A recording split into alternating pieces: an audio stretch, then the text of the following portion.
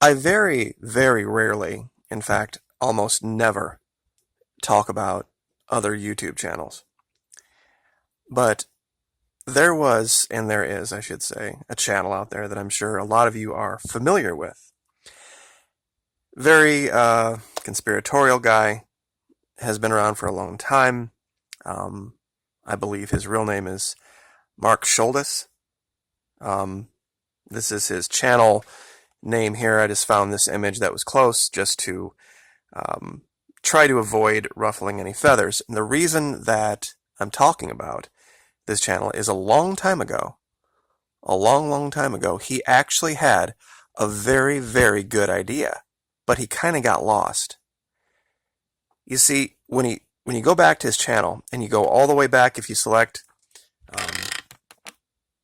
over here, the sort by, if you go to date added oldest, his oldest videos are of him going on the street and trying to sell a gold coin worth $1,100 for $50, and he couldn't do it. Now, the idea here was that he was trying to show how stupid people were, but the bigger thought he missed. You see, lately he did this video here where he's talking about these people that'll buy these gold-clad coins that are worth, they have maybe $1 worth of gold in them, and they'll pay 40, $50 for them. Once again, his idea is showing how stupid people are, but he misses the bigger idea. In a shit hits the fan situation, how are you going to know what's real and what's not? I'm sure a lot of the gold aficionados in my audience are for sure going to be able to look and say, okay, this is real, this isn't. But people like that are very, very few and far between.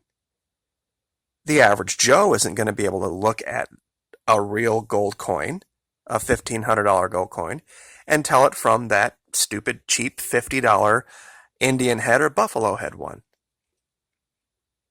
It's one of the reasons gold kind of went away, is because people figured out, you could take gold and you can melt it down, you could mix it with stuff, you could wrap it around other things, you could, of course, clad and plate things, and it was impossible. And what are you going to do? You're going to go start biting into gold coins to see if they're real?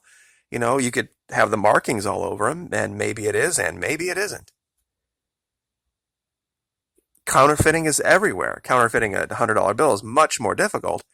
It still can be done by folks down in Colombia. They do it all the time. But your average person on the street, shit hits the fan scenario, food, water, survival type items, gold is going to be worthless. And if you're thinking about buying it to hedge for the recovery, that somehow it's ever going to be worth anything, once again, who is ever going to buy it not knowing? The only people that are going to really know are those that are, well, basically licensed agents of the government, the gold dealers. And is that who you're really going to trust and who you're going to sell it to? That's what you're holding out for? You see, he got this absolutely right. I don't agree with Mark Dyson a lot, but I can still watch people I disagree with and say, oh, look, they nailed this. And in his oldest videos, he shows this. These people, the part he misses here is that these people don't have faith in their own judgment. See, he says it's a gold coin worth $1,100, and he's trying to sell it for $50. Well, they're thinking it's too good to be true, number one, some guy on the street trying to do that. And number two, they just don't have enough faith in their own judgment to look at that coin and go, well, is this real, is this not? And so they pass, and he thinks it's a sign of just being dumb or just, not knowing what's going on. Well, most don't. He's absolutely right. They don't know. So why in the world would you ever want to try to use this as some kind of a currency when it's not recognized? A 3-year-old can tell a real dollar bill from a fake one. Well, maybe a 5-year-old. Depends on a 3-year-old, I guess. But kids are pretty sharp. But a real gold coin from a fake gold coin or a clad gold coin? Never going to happen. So I guess this is kind of a shout out to Mark Dice a little bit for 9 years ago getting something right, but failing to follow through on the real idea. He got all caught up with Hollywood nonsense and the current state of political affairs, and smart guy, but just missed the next level. And actually, this is from 2014, not quite that far back, 5 years ago, where he talks about an article that was put out by why it will eventually be worthless for those exact reasons.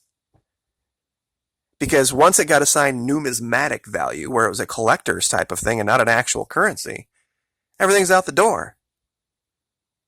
See, when gold was worth something as a currency, technology hadn't caught up. You just couldn't go out and stamp gold buffaloes and these Indian head coins and make them look as authentic as they are 100 years ago. Just they didn't have the technology to do it. Not in mass and not make it worth the time. It would have been seen as fraud at the time, and you would have probably, been put to death 100, 150 years ago for pulling that kind of crap and saying these are gold coins. But, in a real world situation, it's not going to hold. The only way gold holds value is if there's someone else out there that's going to recognize it, and the only people out there that's going to recognize it, and this is what my segue was into, are governments. And this is why England is holding on to Venezuela's tons and tons and tons of confirmed gold. So gold and holding on to it equals faith in government. Because that's the only entity out there that will verify your wealth. No other regular person on the street, Joe on the street, will ever recognize it because it's too easy to counterfeit and too easy to play somebody, and Mark Dice proved it. People are suspicious, and you would have a right to be. Now, I brought up a map here real quick of this, just to keep everybody up to date. In blue are the countries of the world that have recognized the government of Venezuela and have open negotiations with them and are conducting trade with them, supplying them with food, supplying them with medicine, supplying them with all the things they need to rebuild their country after the attack of the United States, the financial one. And what the media is not reporting is that the country is recovering. See, they haven't changed their government down there. There's been no huge overthrow. The same people are in charge now as were in charge 5-6 years ago. But the country is recovering. How could that possibly be? If giant, evil, terrible, horrible socialism is the cause of all of the suffering and all of the problems down there. It's not, because there's another reason. And it's starting to show. Turkey has been doing deals, ironically, with gold, with Venezuela. Governments will have all sorts of use for gold. People won't. Now, in Venezuela, things are very different. Mr. Maduro is encouraging his people to purchase gold in savings to help prop up the government, to help stand back up the government. Our government did this, issued bonds when we went to war, saying that if you buy these bonds from us, basically give the government a loan to finance the war, down the road we'll pay you back with interest. Well, this is what's happening. See, they're getting people to save in gold, and they're going to tie it to the petro, their new cryptocurrency. And it's going to grow in value and more and more and more. And more countries are learning to accept this, that they are going to accept the petro cryptocurrency as payment for oil, shutting out once again, the petrodollar. And the more that happens, the fiat that we use is going to be more vulnerable. That's why they're shifting over to Ultra FICO next year, so they can track your checking accounts. And they're going to reward you with higher credit scores the more money you keep in your checking account. A lot of people don't know that, but that's another video for another day. But it just goes to show that sometimes you can have someone with a great idea who misses the mark by just a little bit. And Mark Schultes, that's his real name, hit the nail on the head 9 years ago. he just failed to follow up with what it really, truly meant, is that people don't trust it. People like you and me, average everyday Joe, doesn't trust guy on the street gold deals. And it's the very first thing he ever did 9 years ago. Mark Dice tries to sell $1,100 1 ounce gold coin for $50. That's his first video, at least the first one I can find. And that's the first two things he does. And then he talks about later how let's see, this is 7 years ago here, these gold-plated coins marketed to morons. He gets the idea that people don't understand the difference between gold-plated, and it just shows that it's never going to work having gold as any kind of a medium, simply because you might understand it, and maybe your small group understands it, and maybe a whole bunch of people you know on Facebook that have gold can understand it. But the vast majority of people don't. They don't get it. They could not tell you the difference between this crap you got off the Sci-Fi Channel and a real gold coin.